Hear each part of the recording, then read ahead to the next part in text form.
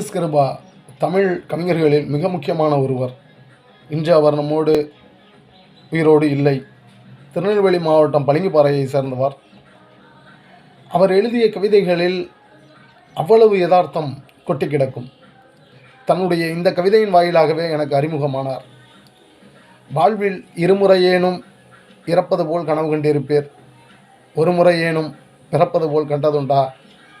யதார்த்தங்கள் அள்ளி விளையாடக்கூடிய கவிதைகளை பல கவிதைகள் வார்த்தெடுத்துள்ளார். இன்னொரு கவிதையை பார்த்தோமானால், சிலிர்க்க சிலிர்க்க அலைகளை மறித்து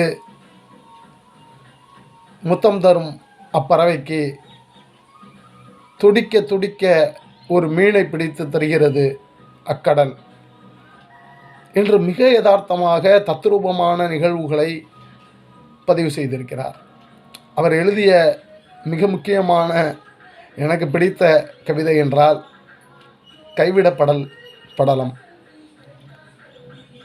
முதலில் அண்ணன்கள் கைவிட்டார்கள், பிறகு காதலிகள் கைவிட்டார்கள், இறுதியாக தம்பி தங்கிகள் கைவிட்டார்கள்.